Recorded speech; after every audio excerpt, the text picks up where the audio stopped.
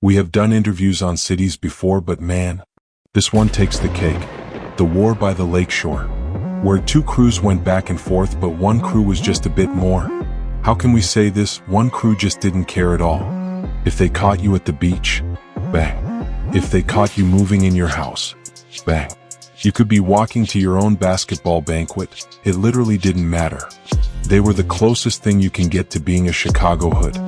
I mean, even Chief Keef and Fredo Santana got along with them, and this is early in Sosa's career when he was still on the block.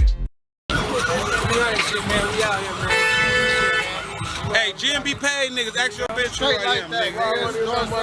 To the world, bro. In Muskegon. They get that money. Hey. And they out here with the shit, so that's this boy Chief Keef Toasty, man, right now in this video, slime ball, fuck up slime money and dope. Slime money and dope money. 300 and dope money, nigga. You heard it, We're talking about the War of the Get Money Boyz. Now, welcome back to Midwest War Stories, where we give you the stories of the Midwest and beyond. The street stories you never heard of and the war stories you couldn't imagine happening. Also, we wanted to address this notion that we are either rats or the police. First, everything Midwest War Stories reports on is either from the news, court documents, and others. All we did was put two and two together. I mean, these are your videos, songs, and case files. So, no, we aren't the police and we aren't rats. We report on what's already happened. Thank you. Now, remember when back in our first video of Muskegon we said that downtown's biggest hood, Wood Street, and Muskegon Heights' biggest hood, Southbound, didn't get along? Well, if you didn't see it, go check that out so you can understand the full scope. We have an entire playlist of the war on the Lakeshore.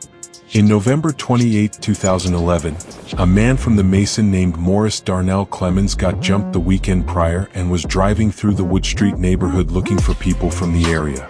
When he saw one of the two people, and one of them happened to be the person that jumped him, and bam. He shot the other man, who allegedly had nothing to do with the jumping from police accounts, but he just was from Wood Street and that was enough. He told the courts that he got jumped and they killed his homie that we detailed in our prior video. As a response, Wood Street regrouped. A clique from within Wood Street called Get Money Boyz, paid N-words, or PN for short, formed in 2011, and it was made up of the most treacherous members of Wood Street, and they lived up to every part of it. At the same time, their Southbound rivals made their own clique called Get Money Boyz Southbound. Get this, that's the reason they started beefing. Okay, hold up. You mean to tell me that a war was started over use of the same name? Where have we heard this before?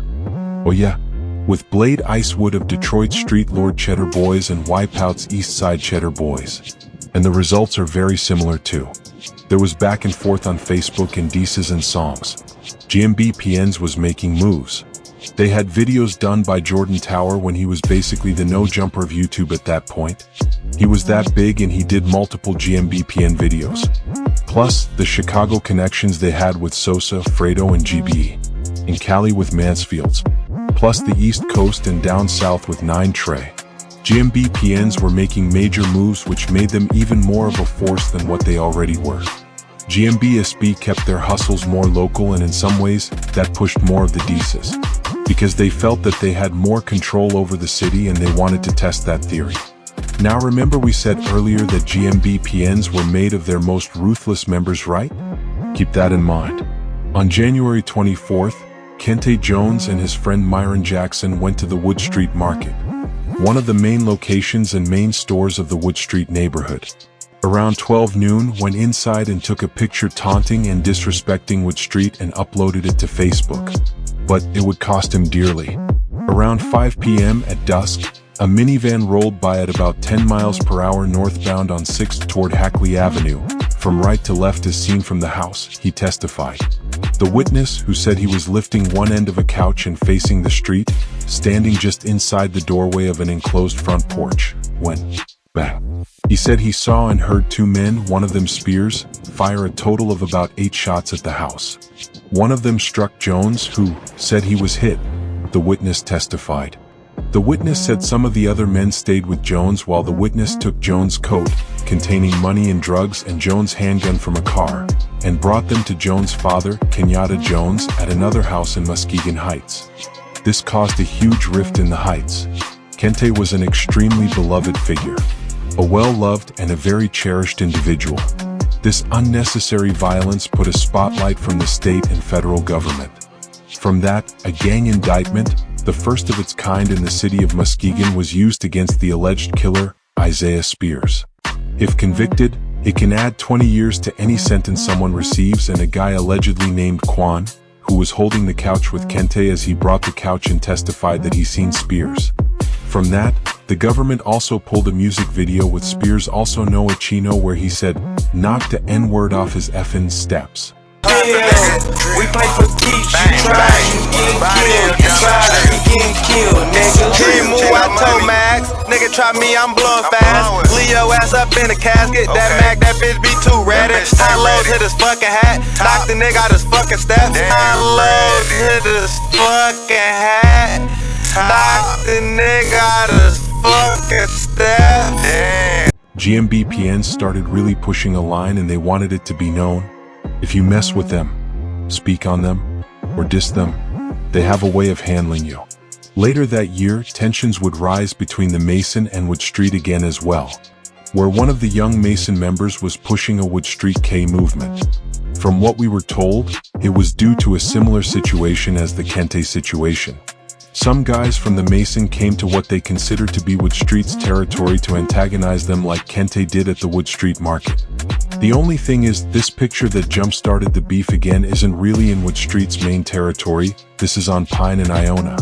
Wood Street operates mainly on Pine and Forest, or Pine and Dale, Jackson Hill, near the Wood Street Market, McCrae Park, Sheldon Park, Reese Park, Smith Ryerson Center. Pine and Iona is closer to the safe zone of Peck and Sanford. But it's about perception. The perception, again, that they can come into Wood Street territory without consequences. People like TJ Dodge, KO Quan, 5Q Drew, Khalid Burt, Quan, Cam Eli, Big Brazy, and many others.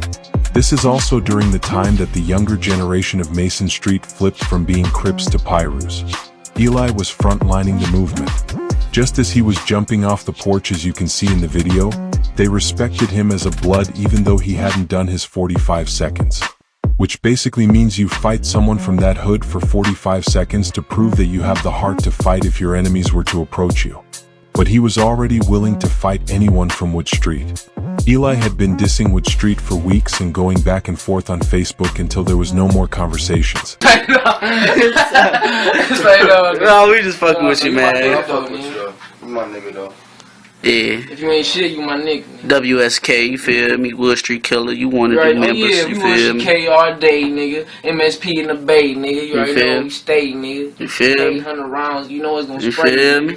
They WSK. You feel me? MSP all day WSK. Anyway, any nigga got a problem, we gonna let the semi spray. You already know how it is, man. You know you Wood Street K all day. That's the Bay in the May. You know how I go every day. Black looking ass nigga. We black killer, nigga. Fuck is wrong with you, nigga? Hey, you gonna fuck with you, though, son? Little dude from across the street. Little dude, little black dookie stain dude. You little Bill, though. Little Bill from the hill, looking ass. I fuck with you, though. You big bro, you feel me? I fuck with you. Hey, bro. We all over here off the Molly. We pop the Molly, we over here sweat, nigga. You already know what it is. On April 30th, 2013, Elijah Henderson left his mother's house and said he will be right back a little before midnight. As he was going down the street, he ended up on the corner of 5th Street in Mason when, bang, he was unfortunately shot and killed around 12:10 on May 1st. This sent everyone in the Mason neighborhood into a whirlwind. Eli was alone, so no one had seen anyone specifically or knows who may have done it. But one thing was very clear, everyone from there held Wood Street responsible and joined the Wood Street K movement after Eli was murdered, with Eli also being dissed by Wood Street rappers as well. Eli got put to sleep and he ain't woke up yet. As of today, the murder is still unsolved and the family of Eli has yet to receive justice. Come get it, nigga.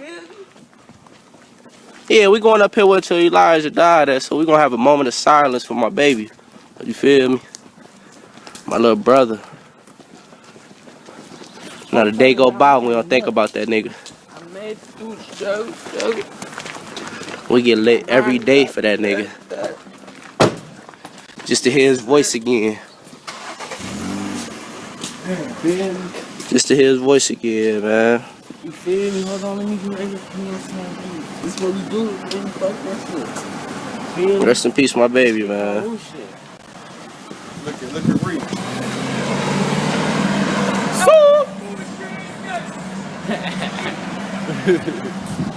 We gonna miss you, nigga. You know you always with us though, nigga.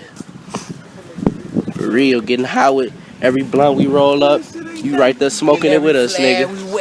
You feel me? For you, my baby. For you. I made do stuff.